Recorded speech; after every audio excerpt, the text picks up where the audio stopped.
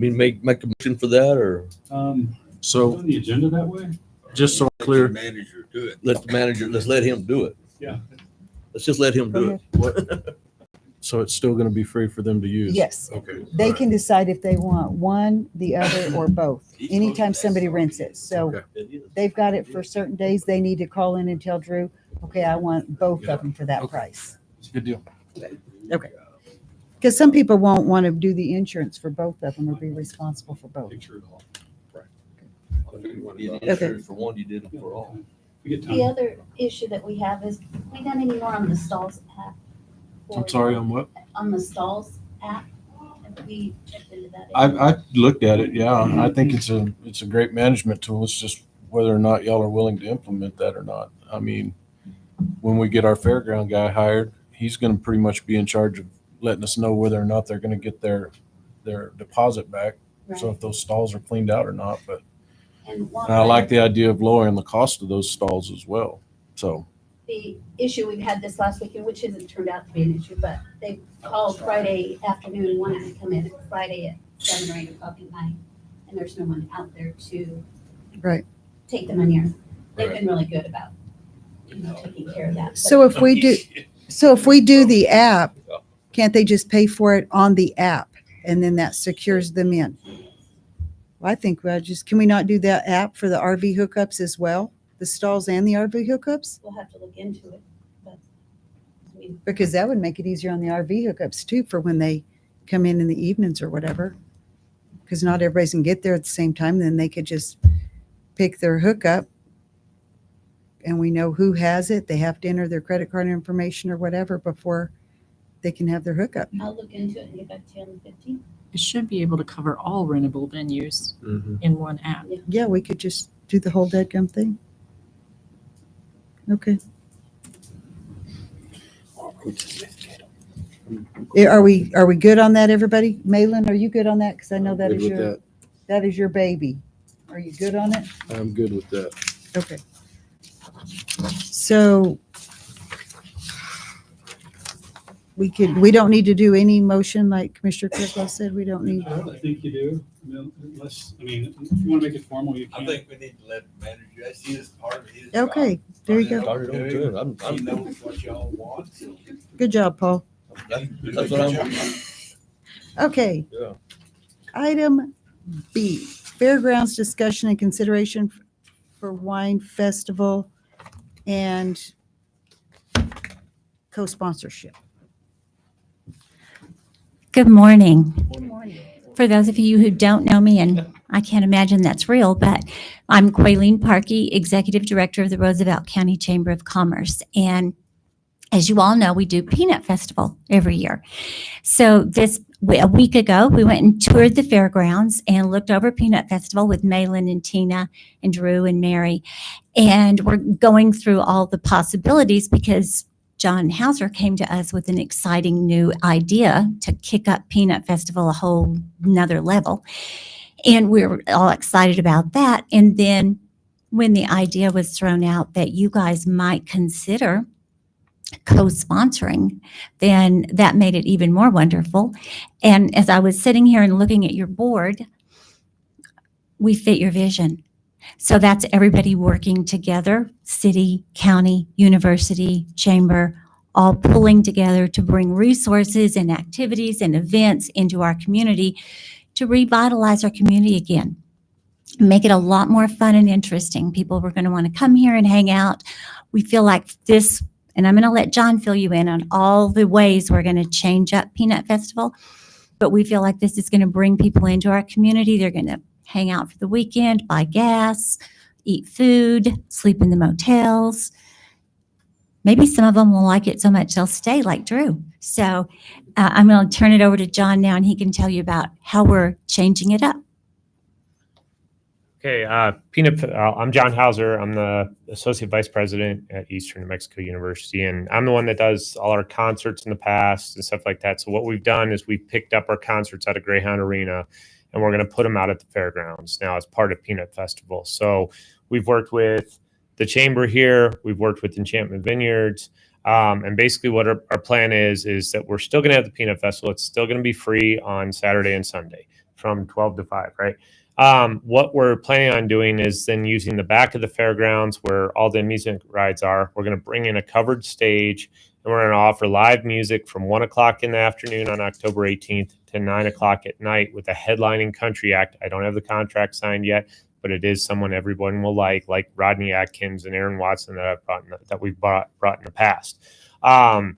So we're going to have local music starting from like 1 to 2:30. We'll use a guy from Uncle Mike's for that. Then we're going to bring in a regional country act, then an opener, then a headlining country act. During the whole time here, we're also going to have Enchantment Vineyards. We'll be out there selling, if approved, beer and wine. They've already confirmed with Santa Fe Brewing to have beer trucks out there to do that. They'll be the exclusive vendor for this. And then we will have food trucks out there as well all day. It's going to be a general admission concert, an event all day. We're going to close off at the band booth there when you come in. So if people want to go to the Peanut Festival, they'll have no problem going on Saturday. And then we'll close off at the band booth, and then we'll use the parking lot entrance to the west there as well for people to come in, and it will be blocked off. They'll come in, they can bring their own chairs. We're going to try to bring some bleachers over from Eastern for people to sit at. Lights, porta potties, stuff like that will all be taken care of. And it's just a great community-wide event. We already have the contact with the Air Force Base. The wing commander's wife committed to getting buses for us, and I have a great contact with ITT to sell discounted tickets to airmen up there to get them down here as well. So it's going to be a great community-wide event.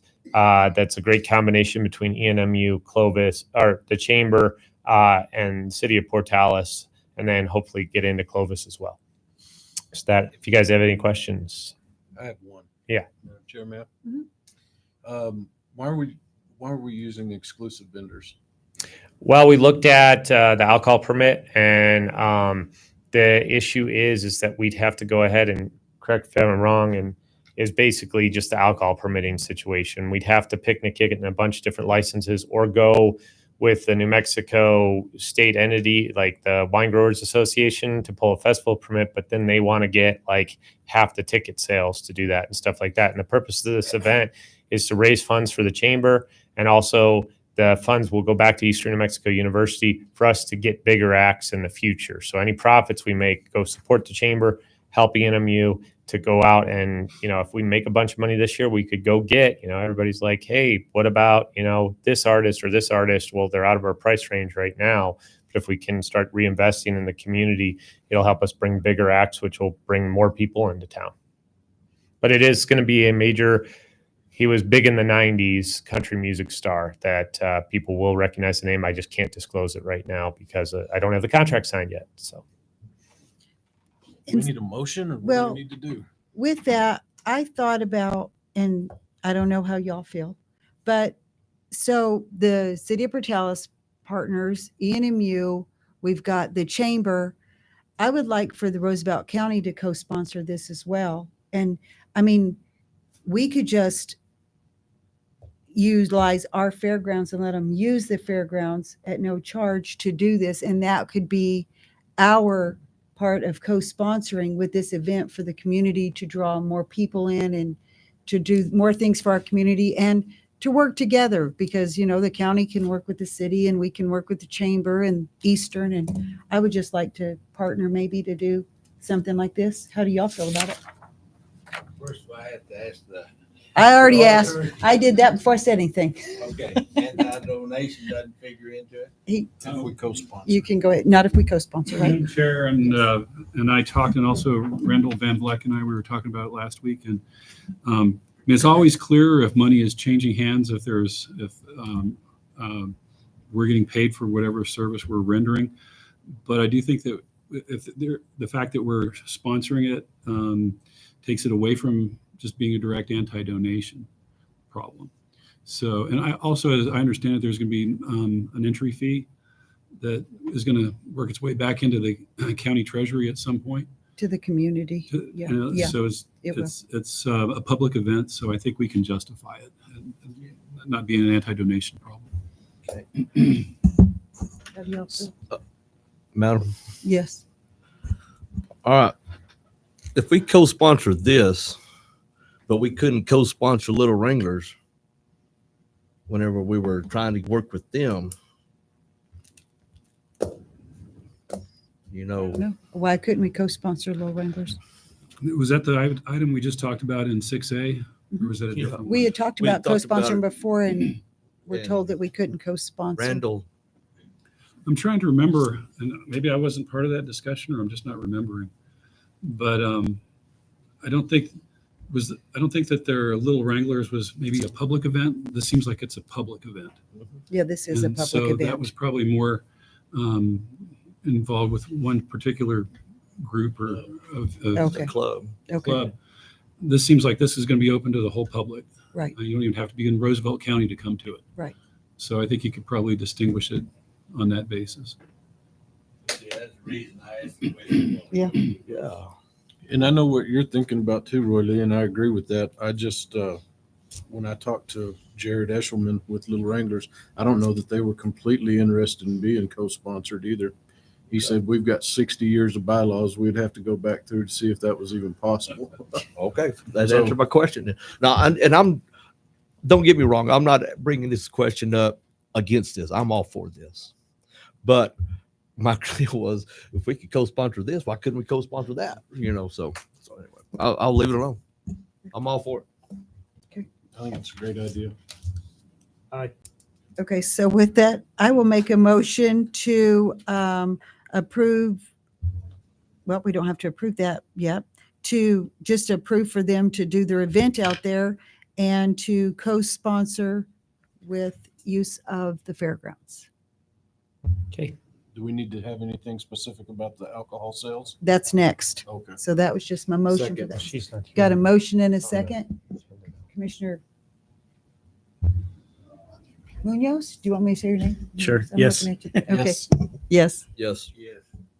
motion carries. Okay, now, item, what are we on? 6C, alcohol permit discussion for wine festival. So this is just the permit for your wine festival. So Correct. here's the alcohol sales and giving them their permit. I second. Got a motion and a second. Commissioner Greider?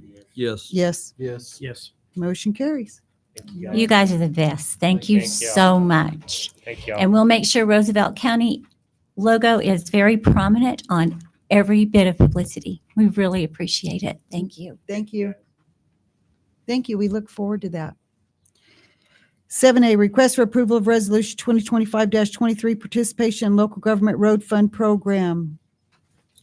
That would be Ms. Weems. The cap, yeah, LGRF cap. Good morning, Commissioners. In the past, we've been able to present the resolution and then later on the agreement.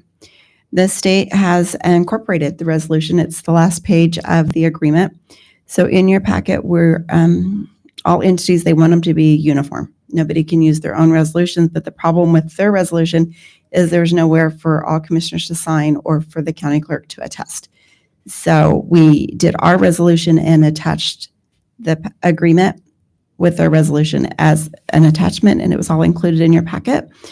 And I just wanted to clear that up, but this one is for 25-23 is for caps. The total project is $336,651. The state 75% of $252,488, with our 25% match of $84,163. I make the motion to so approve. Got a motion and a second. Commissioner Greider? Yes. Yes. Yes. Yes. Motion carries. Okay, request for a resolution 2524, participation in local government road fund, the LGRF co-op. Yes, this one's for the co-op, and the total project is $149,287. 75% from the state of $111,965. The county's 25% match is $37,322. Make a motion approved. Second. Got a motion and a second. Commissioner Munoz? Yes. Yes. Yes. Yes. Motion carries. Thank you. Item C, 2025, resolution 2025, participation in the LGRF school bus administered by New Mexico Department of Transportation. Ms. Weems. This funding, the total cost of the project is $149,696. 75% from the state, $112,272. 25% match for the county is $37,424. Second. Got a motion and a second. Commissioner Greider? Commissioner Roosevelt? Yes. Yes, Yes. Yes. motion carries. Thank you. Thank you. Item 8A, request for approval of the interim county manager contract. Ms. Orozco. We have an interim county manager as of the 14th of June, but we don't have a contract signed. So if I can get all the commissioners to sign that once we're done here. Okay. That would be Do we great. need to approve? So do we need to approve to go ahead and do that? Yes. Okay. Make a motion. Second. Got a motion and a second. Commissioner Munoz? Yes. I Yes. have a question. Oh, what? Sorry. There was a couple of things. I think it was just, I can't find it now.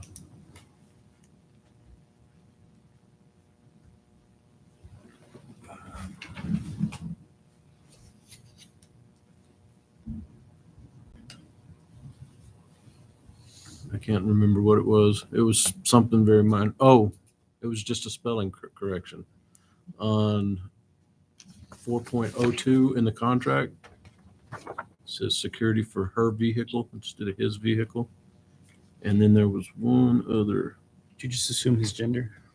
Assume his gender? Oops. It would be a proper assumption. Oh, Fabian. Sorry. I can't find the other one, so never mind. I had one other Okay. change, but I can't find it. We got a motion and a second. Yes. Yes. Yes, Yes. motion carries. Did you get that, Mel? Well, okay, so it is, so we are going to go into executive I need a motion to go into executive session pursuant to 10-15-1 NMSA 1978 to attorney-client privileged information pertaining to threatened or pending litigation, contract, and/or limited personnel matters pertaining to the open county manager position as needed. Any further action necessary as a result of closed executive session. So I will entertain a motion to go into executive session. Second. Got a motion and a second. Commissioner Greider? Yes. Yes. Yes, Yes. Yes. we are in executive session at 9:50.